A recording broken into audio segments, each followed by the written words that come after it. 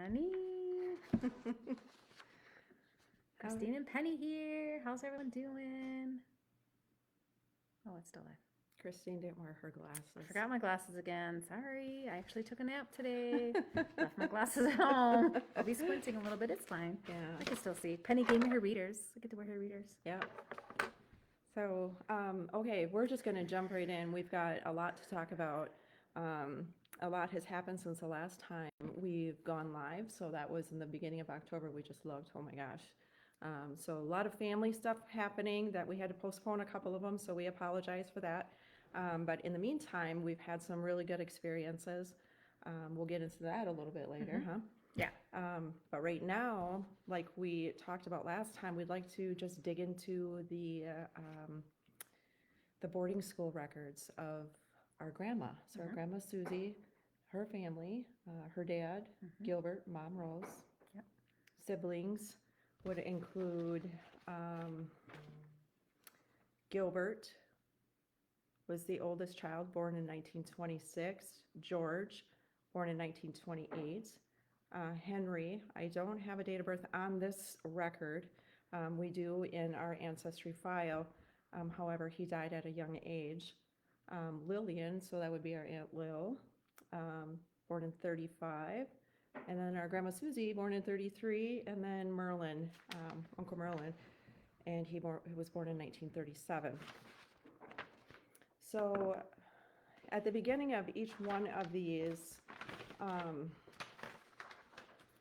records, they're numbered. I don't know where that number is now anymore. But when Christine and I went to Chicago to the National Archives, they're put in manila folders. And we kind of explained that process a little bit to you already, but just kind of a little bit of a recap. There's numbers, and we go through each file. It's pretty much in order by date and what happens in each family, if you will. But at the top of that file names the last name of the family and then all the siblings that it's related to. So all the names of the family were listed on this file, right? The confusing part when we had got to the archives is it says that these records are from Mount Pleasant. So we talked about this in one of our other lives too, where Mount Pleasant was closing, and so they were doing the intake for a lot of these families and then shipping them to Holy Childhood. So we're still trying to find records of when they were actually there, because the records of what we had in the archives is like interactions between the social workers and when the oldest two had gone to boarding school. So the oldest two had gone, and then when Grandma Rose died, there was like a 2-year gap, and then 3 of the kids had gone, and then I don't know why there was another gap. We're not really sure if it's a lapse in records or what happened there, but then all the kids had gone. But they all went to Holy Childhood, because Holy Childhood has the records of everybody's attendance there. We just haven't been able to get those records. We just have these ones between the social worker and the families. But we know it was while they were at the school, because we'll read a letter in a second from Grandma. Her kids needed clothes for the school. So yeah, we'll get into that in a minute. Yeah. So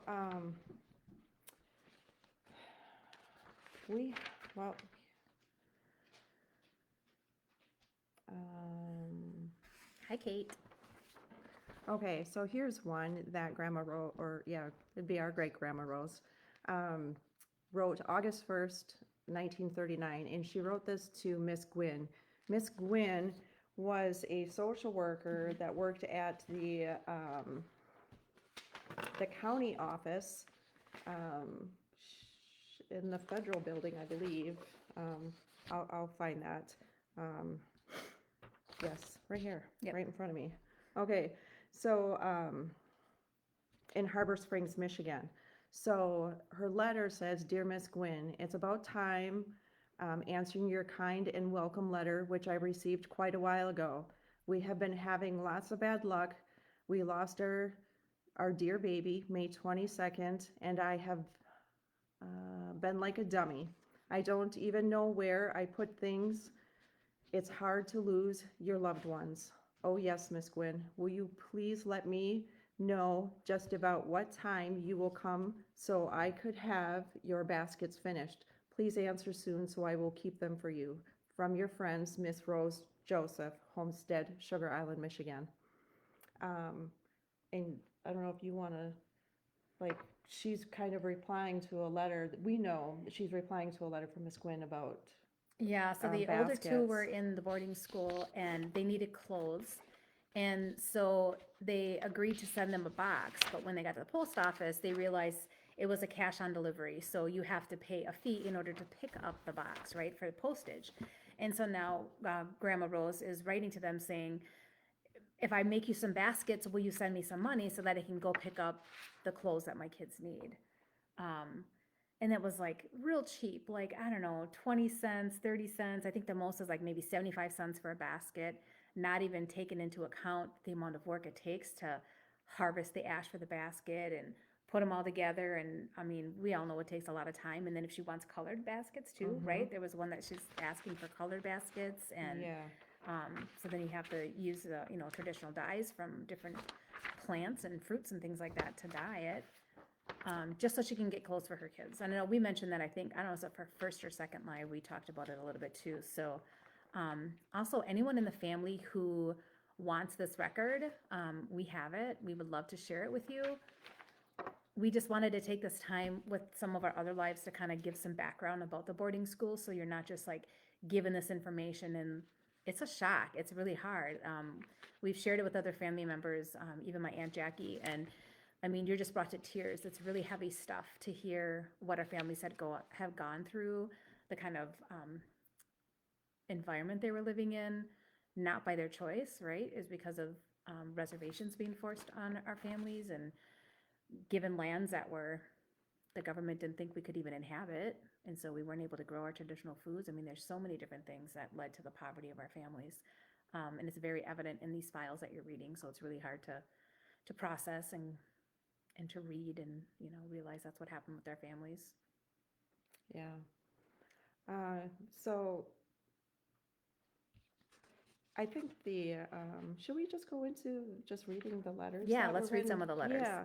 So some of the letters, just to give you a little bit of context, this is the part of the American history of assimilation, where the government really tried to remove us from existence, if you will. So there was a lot of racism in the schools themselves. Not only did they make them look like white people, they treated them very poorly. So our grandpa Joseph wrote a letter to the school once all his children were there, and this was after Rose had died.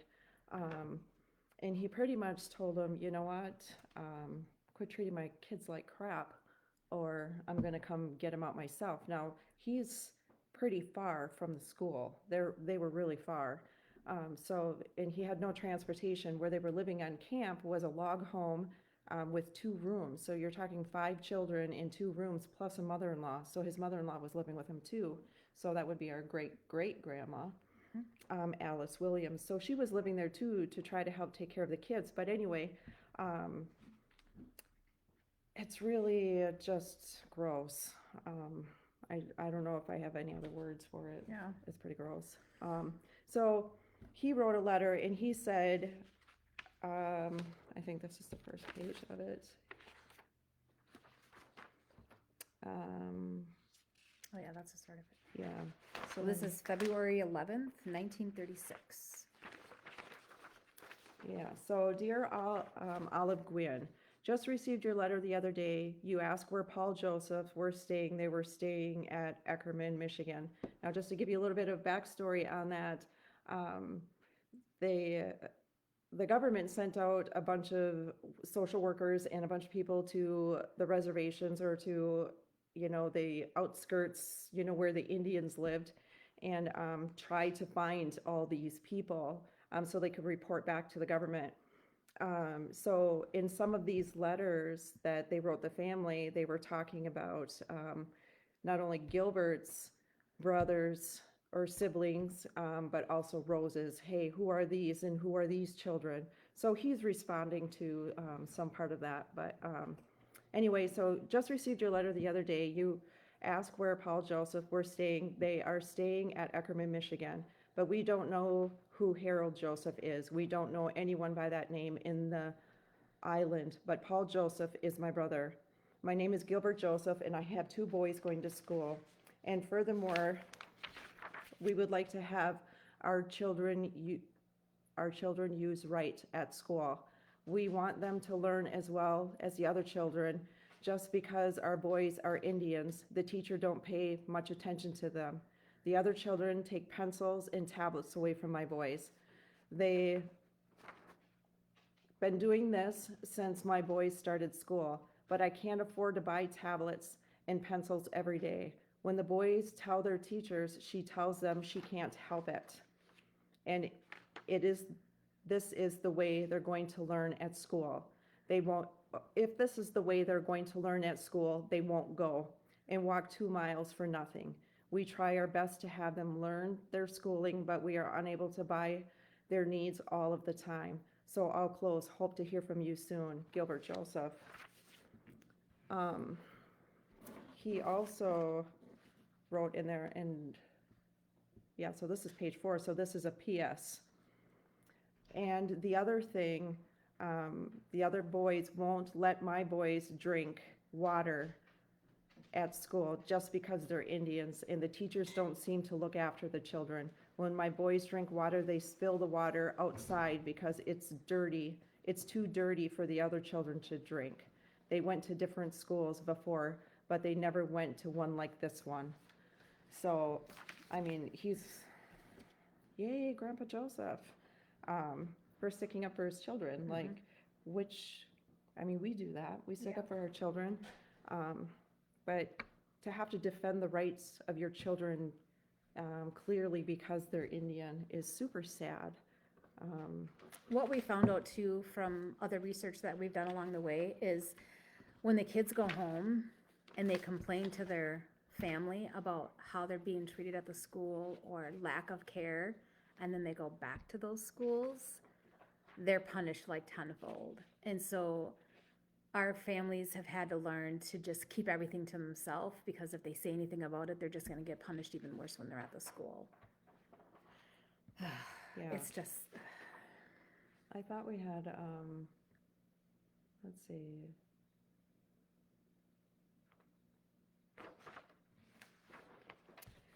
and just imagine too, like, these are young kids. I know my Uncle Francis, we talked about his side of the family last time.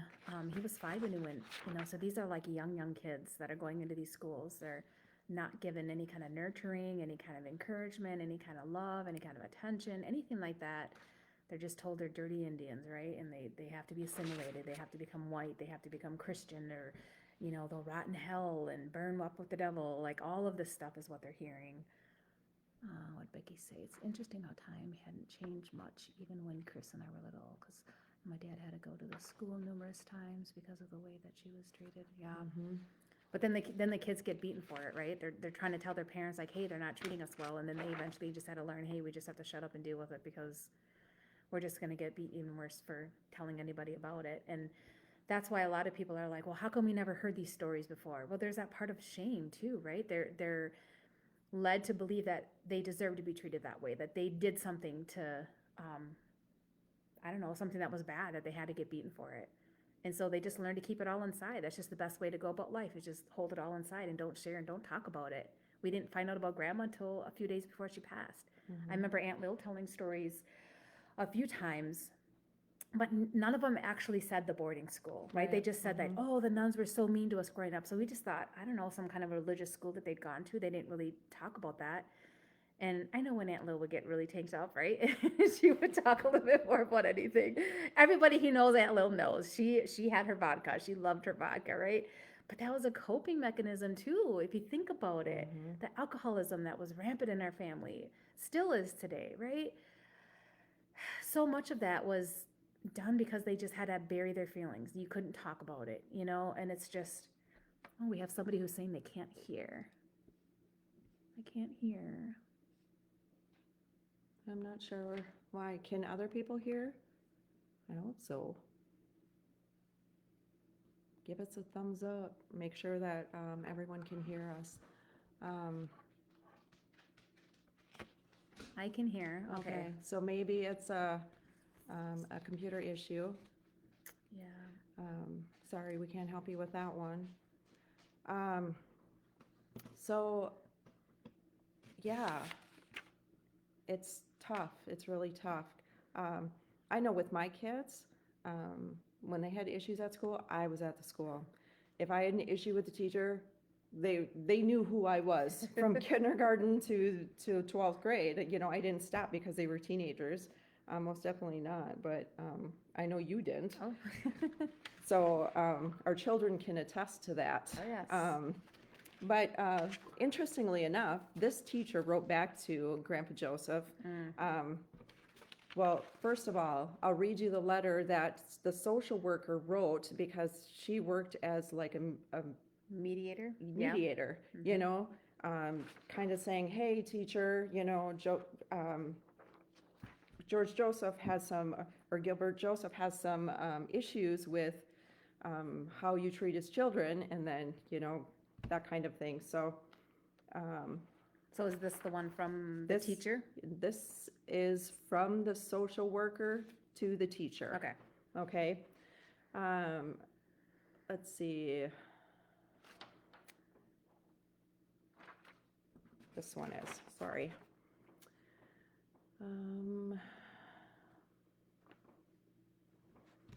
Or is this one? Hold on, I'm losing it.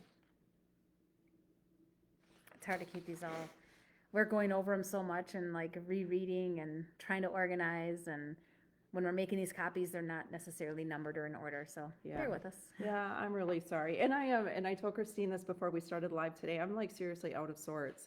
I can't really put my finger on it, but I've been really digging into the census lately and the Durant rolls and the purposes for them, and I'm really angry about it. So I'm just trying to, so I apologize for that. Okay, so let's see. Mariah, I forgot my glasses at home. I took a nap. I was doing some self-care, taking care of myself, then left the house in a hurry. And like, oh, wow, don't have my glasses. Penny gave me her readers, see? If I need Yep. to read something, I got my readers. It's fine. Let's see.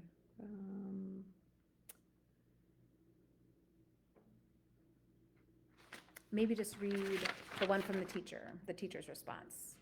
So the social worker is basically telling the teacher that, hey, this is what Gilbert Joseph wrote to us about the mistreatment of his kids.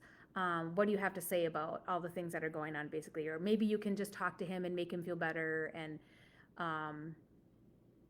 yeah, and then the teacher comes back with her response on that. Okay, actually, I just found the one Okay. from the social worker to the Good. teacher. So here we go.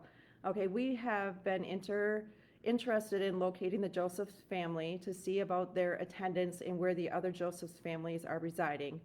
In reply to our letter to Mr. Joseph has written us, and we have made a copy of his letter to send you. Evidently, this family is a bit sensitive, and without doubt, you are not all aware that they have a feeling the children are treating them differently than they do with white children. I am sending this letter to you not in spirit of criticism, but that you may check and see just what the children are doing that is making this family feel unhappy. When the school at Mount Pleasant closed, the state agreed to educate every Indian child in the public schools in the same manner that any other child is cared for. It is often true that when one family of a different race and the other families, oh, this just makes me so Yes, mad. I know. It is often true that when one family, if of a different race than the other families in the school, that the children pick on that particular family. I am very sure that you are not aware of this condition, as teachers are usually sympathetic towards a situation that is a little different. I'm trying not to have cynicism in my voice. It's okay. And make an effort to see that justice is done to all children in their school, regardless of race. I shall be very glad to hear from you about those various complaints about complaints which Mr. Joseph has made. So far as our records of this family, of this is the only Indian family in your school.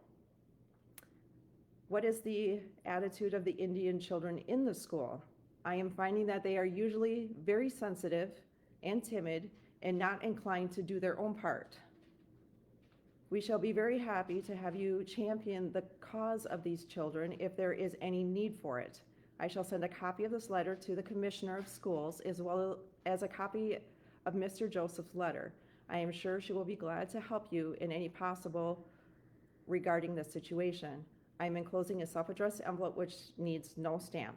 Thank you for taking your interest and cooperation, whatever. So we should also keep in mind, Grandma and her siblings grew up hearing the language, and probably as young kids knew mostly the language. And so going into these schools where they didn't really hear a lot of English and were beaten if they were caught speaking their language. Her comments about these kids are sensitive and timid. Well, wouldn't you be if you're thrown into a school that speaks a different language and has different customs and everything, and you're punished for just being traditionally you? I mean, why wouldn't you have some hesitation, right? Right. It just makes us so mad. Yeah. Okay. So, she writes back. Is this the teacher now? Yes, this is the teacher. Okay, so this is the teacher's response to the parents' complaints. Okay, I noted that Mr. Joseph stated that the other children are taking pencils and paper from his children. In this respect, we will say that one of the boys told me one day that someone had taken his pencil. I inquired from the other children whether or not they had seen his pencil and found that they had not. You know, so often children will take their pencils home or put them in their pockets and lose them. And perhaps, do you remember of doing that at all? And then it is so easy to say that someone took it. So they're lying, basically, right? Yeah. So I do not know at what time anything could be taken, but I do know that if they put their pencils in their desks or give them to me to be taken care of, they should have them. So it's the Indians' fault. Of course. They have been in school for 5 weeks, and each of the boys have bought one tablet from me. So we should be clear too. Tablet is not these electronic tablets that all these kids have, right? Tablet is like a pad of paper, okay? Right. Just to be crystal clear here. So I do not think very much of their paper could have been taken, if any, because they only bought one tablet. So because they only bought one tablet, it is, there's no way that any of it could be stolen. Anyway, with respect to the PS notation and the closing of his letter, he states that the children do not allow his boys to drink water. Regarding this matter, I am in the dark. If such a condition existed, it may have occurred at noon hour when I leave the children for a period of 20 to 30 minutes, sometimes not even that, just long enough to eat my lunch. But they have not told me anything about this. He also states that his children have never gone to such school. Of course, this is merely a camp school, which comes under the McClintock Township Schools of Newberry. They have probably attended larger schools. I think I have covered the two contents of his letter. If you desire more information, you may secure it by writing to me again, hoping that I have explained the situation thoroughly. Didn't really explain anything, right? Just try to excuse herself out of it all. Yeah. Yeah.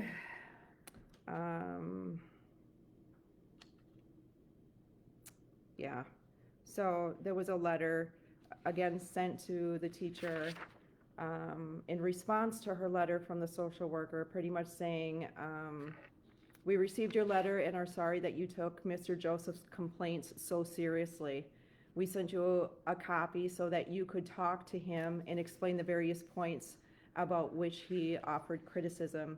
Having taught 5 years myself, I realize that a teacher needs to know the points of criticism in order to interpret to the parents in a proper manner. I would suggest that you have Mr. Joseph call at the school to talk with you about these things. Without a doubt, this family is very sensitive and feel alone in this community and want some special attention. I have found the Indians to be very sociable and always need companionship of other people. That's terrible? That's a bad thing? That you want love and attention and the village mentality? That's terrible, apparently. Heaven forbid they want attention and love and affection. What kid doesn't? This is what I'm saying. This is why it's so maddening to read the responses. And is this the one where she says that it causes her distress? Yes. Like it affects her mental health? That a parent is complaining about her teaching?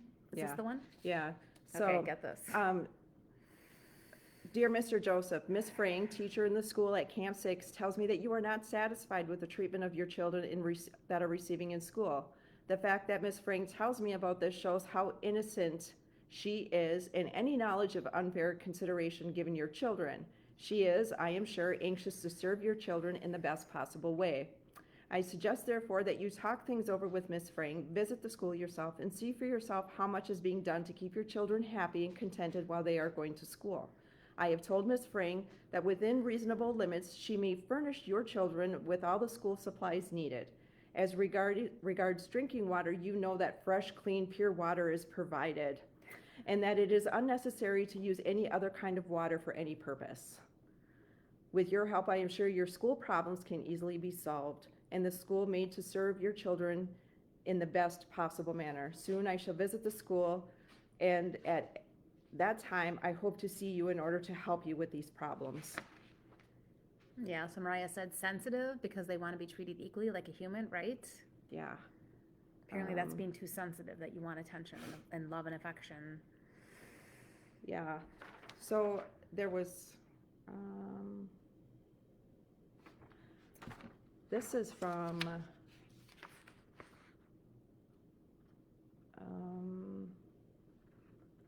the McMillan Township. So this must be, this is the Board of Education. So she did say she was sending it to them. So, Dear Miss Gwynn, so this is the Board of Education writing to the social worker.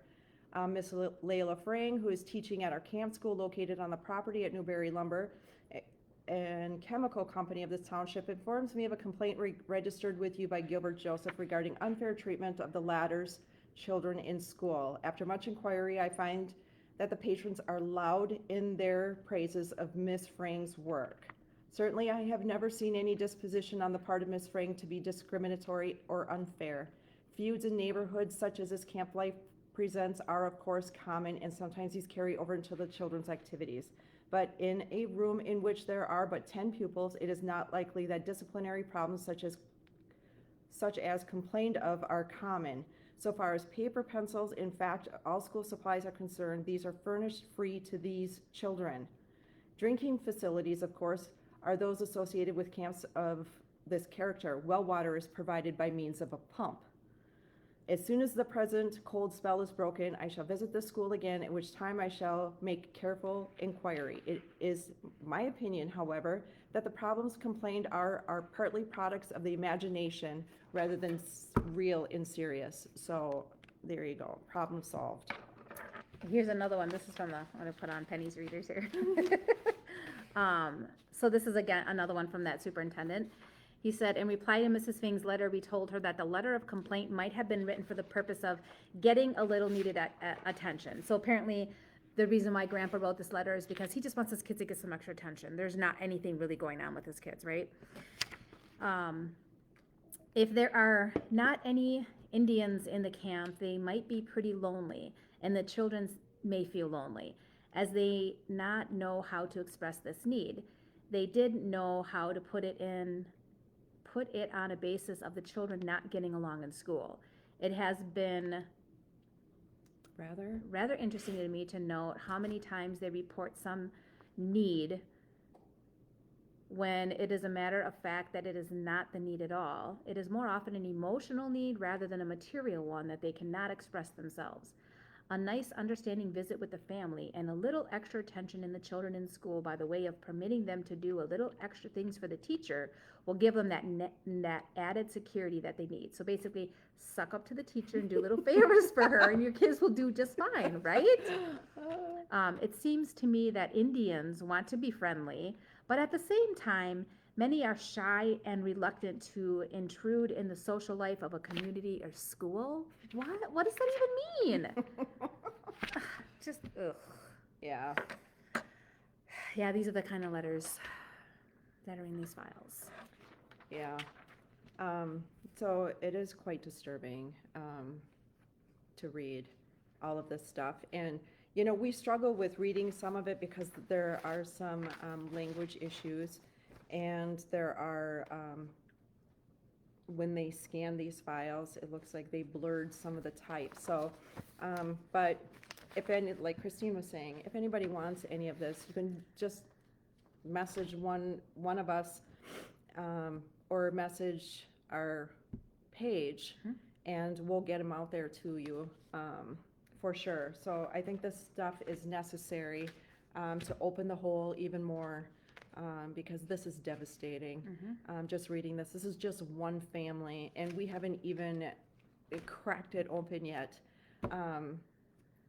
to unsurface all of this junk. It's junk, and not to get so upset about it. So, yeah. So what's next? Right. Oh, we got some good stories. Yes, though. we do. What I love so much about this work that we're doing in our own time, in our own way, is that we already have family reaching out to us. So just a couple days ago, Aunt Lil, which is Grandma's sister, reached out to us and just asked some more facts about the boarding schools. Oh yeah, Aunt Lil's granddaughter. Yeah. Asking us more about the boarding schools, and what happened. She's doing her own research in a class that she's taking and didn't hear these stories, just like us, right? None of our family members talked about it. It was shameful to talk about it, and they definitely don't want pity, right? They just, it's hard to just imagine everything that they went through and held on to for all of these years. So I'm grateful that we are reaching people and that they're following our page and that they're reaching out to us for help on getting these records so that they can learn about it, and even following our lives as we're explaining more about this. Again, we are in the very, very beginning stages of making this into a nonprofit so that we can do more of this work while we're still balancing our own lives, right? Working full-time, going to school, all of these things. So it is a slow process, but just know that we are still reaching out to people and helping where we can. Penny is spending an insane amount of time going through the Durant records, going through these books. Want to hand me that book? She's got all these tabs in here, right? Like all of these tabs are like all family members that she's following in this very thick book, right? And you can see how many people, these are all our relatives. All those little tabs that you see in there, those are all our relatives. And what we're beginning to find out is, so in one of the boarding school records that we got, when Grandma and her siblings went in, they had an Indian name. I think Gilbert was Tabishkogijic. Grandma, Aunt Lil, all of them have their Indian names. I know my mom has record of that too. And we're finding that in the book. And then when they get sent off to boarding schools, or sometimes interactions with the agents doing the census records and stuff, they're just like, oh, that name's too hard, you're Joseph, or you're Mary, or whatever. And so we're making those connections now with the birth dates and where they were living and who their children are, to what their indigenous names were. So Penny is, I don't know how many hours a day she's spending still going over these things. So there's a lot of things we're doing behind the scenes. And we're also trying to be mindful of self-care. We've both had a lot of different things going on in our life personally, and we're giving ourselves some grace. And I think we can all learn from that. We're always busy. We're always doing things. And it's so important that even if you can find 5 minutes a day to just take care of your own needs for a minute and not have these worries and constantly go, go, go, go, go, we have to slow down. We have to. Our health is being affected by this.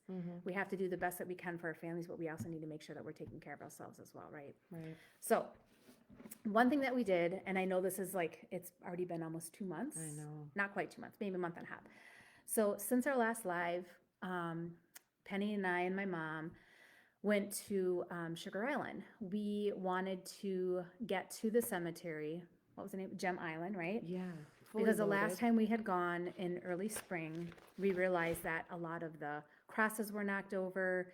There was weeds and everything. You couldn't even see like the headstones and stuff. So we had all our equipment ready to go. All our spray bottles, all our cleaning supplies, all our scrub brushes, like we were ready to go, right? And we had bear spray.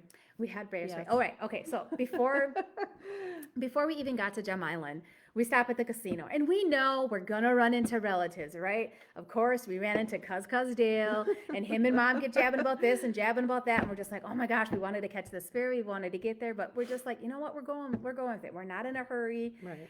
So we should have been to Gem Island probably 2 hours before we actually got there, right? And so we're telling our cousin that, oh yeah, we told him about the moose, right? He remembered that from our first story. Yeah. And he's like, you have to be loud. I'm like, that's what everybody says, but I'm telling you, you don't know how big these moose are. I'm not going to take a chance to just be loud and whatever. And he's like, what did he say? You got to play some music, some Yeah. country music from, what was that? Johnny Cash. Yeah, you got to play some of that music, Or- right? So Somewhere along those lines. yeah, some older, I don't know. So anyway, so we had a YouTube pulled up on our phone, and I'm like jamming it, and Yeah. we get out of the car once we get onto Gem Island, and Penny's recording us, and Mom and I are like dancing and make a lot of noise and singing along this old country song, right? Yeah, mind you, we're like, what the heck just happened on this island? Oh yeah, because everything was cleaned up. Everything was cleaned up. Yeah. There was nothing to mow. There was nothing to take care of. There were crosses everywhere, stones. Like, I was like, wow. Yeah, Christine, we had our I weed can't believe- whackers, we had extra Yeah. chargers, we were ready to go to town, and we get out and like everything's done. So as we're trying to goof off and play this music and be loud so no moose come around us this time, right? I'm like, All of a sudden- Christine, pause it, Yeah. pause it. So she pauses it. I'm like, what the heck? like everything's cleaned up. Everything's clear. Somebody's been here. So we're like, well, what the heck? So we're like, well, we'll get some pictures. Maybe there's some people that we hadn't gotten or Yeah. whatever. And Now remember, cousin told us that, hey, be prepared because people might tell you to get off the island, right? yeah, because Gem So- Island is technically on private property. Right, which, whatever. Yes, Mariah, we brought the party Yeah, right. to a cemetery. Yeah, and so I don't know how it can be private property really because it is Indian burial grounds. It is not even a cemetery, it's Indian burial grounds. It is where our ancestors are buried, and so my defenses are already up. We were talking about this before we got there. I'm like, if somebody approaches us about being on this, I'm like, we got it. We're fine. We got our dukes up. We're ready to go to fight. Yeah, go to war on this, right? I have a weed whacker and I have bear spray, so we're good. But anyway, To the window, to the wall. Yes, I'm not going to finish that song. Yes.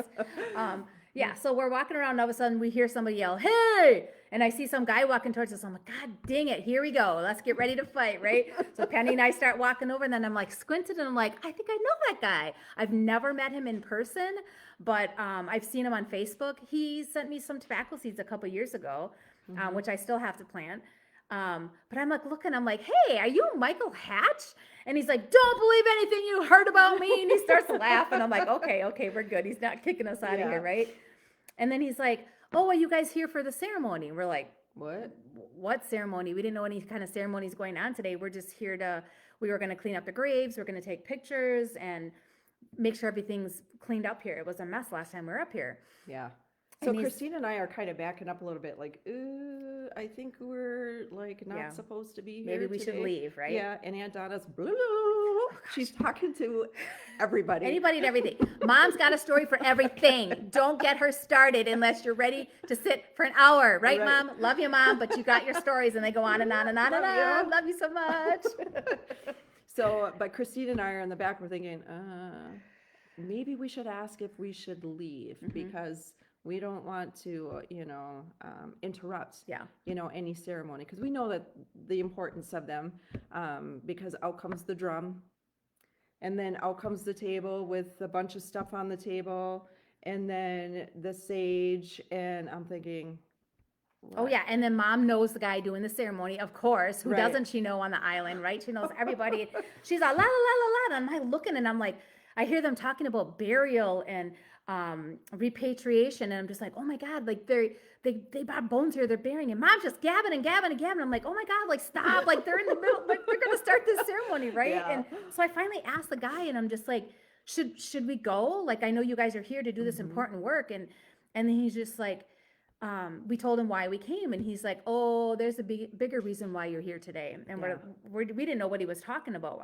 I don't know. I've never been anything like this before, right? And so he goes on to tell the story about how these bones were found on Sugar Island, and they were stored in this museum. I don't know if it was Grand Rapids. I forgot where he said they were. But another person working there was able to get those remains brought back. So they wanted to bring them back to Sugar Island, and they just know the location, but they don't know whose remains they were. Right. And so right away he looks up at us and he said, "This is probably your relative, and that's why you were brought here today." And we all instantly got the chills. And so we're just like, well, we'll just step back and watch, because we've never been a part of repatriation ceremony or anything like that. We didn't know what to do, but we're just like, we'll follow along with whatever, So Right. So they had this birch bark, right, wrapped up, and inside of that were his warrior, his tools, his how do you say it? Like his axe, and his, I think his skull was in there as well. some of the bigger bones were wrapped up in that birch bark. Yeah. So it was probably like this big. It's not big at all. And then they had another sack that had remains as well. Yep, smaller fragments. of bone. Right. So we were part of this ceremony. I couldn't believe it. Like, oh my gosh. So, we had, you take from the earth and you give back to the earth, right? So during the ceremony, we got to feast on strawberries and purified water. And the men that were there the women went to search for a place to bury. And then once they decided on a place, then the men dug the grave. And then as they were coming back, it was so incredible. Like, they looked right at me and said, "Do you want to bury him?" And I was like, oh my God, yes, I do.